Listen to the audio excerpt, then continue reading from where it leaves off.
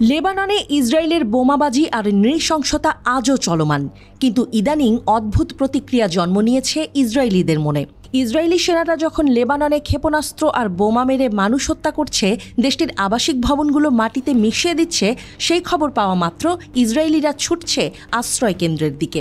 কারণ তারা জানে এই ইসরায়েলি মাস্তানি লেবানিজ ইসলামিক প্রতিরোধ যোদ্ধারা বিনা জবাবে ছেড়ে দেয় না, দেবে না, এমনটি কখনো হয়নি।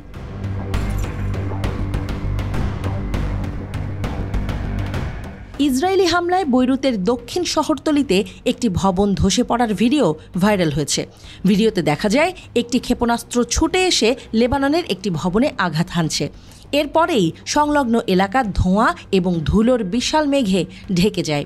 পুরো বিল্ডিংটির ধসে পড়া ভিডিওতে স্পষ্টভাবে দেখা গেছে। গত ২৪ ঘন্টায় ঘোবেরি এবং বুর্জ আল বরাজনের আশেপাশের এলাকায় এমন ভয়ঙ্কর বিমান হামলা চালিয়েছে ইসরায়েলি সেনাবাহিনী।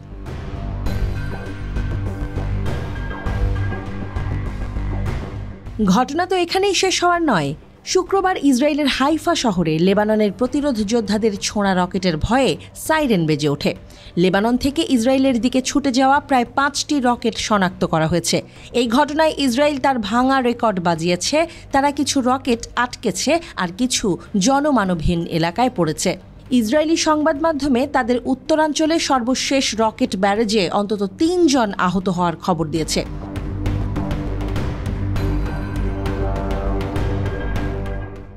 এ তো মাত্র একটি ঘটনা। এত অল্পতে ছেড়ে দেয় না লেবানিজ প্রতিরোধ যোদ্ধারা, তা এতদিনে বাকি পৃথিবীর জানা হয়ে গেছে। শুক্রবার তাদের অভিযান শুরু হয়েছে মধ্যরাতের কয়েক মিনিট পরেই।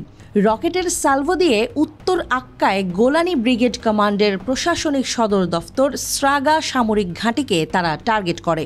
খাইবার সিরিজের অপারেশনের অংশ হিসেবে সকালে দক্ষিণ হাইফায় তিরাত কারমেল সামরিক ঘাঁটিকে টার্গেট করে উন্নত রকেটের ব্যারেজ দিয়ে আক্রমণ চালানো হয়েছে।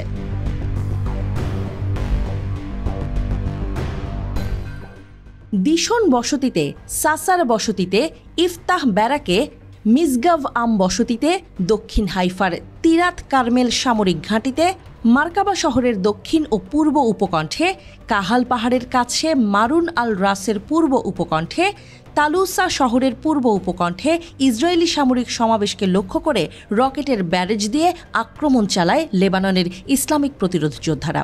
মার্কাবার পূর্ব উপকণ্ঠে রকেট আক্রমণ চালানো হয় ২ বার। দুপুরে ইসলামিক প্রতিরোধ যোদ্ধারা একটি বড় প্রিসিশন গাইডেড ড্রোন ব্যবহার করে মারুন আল রাসে একটি ইসরায়েলি সামরিক সমাবেশে নির্ভুল আক্রমণ চালায়। এর ফলে নিশ্চিত হতাহতের ঘটনা ঘটে।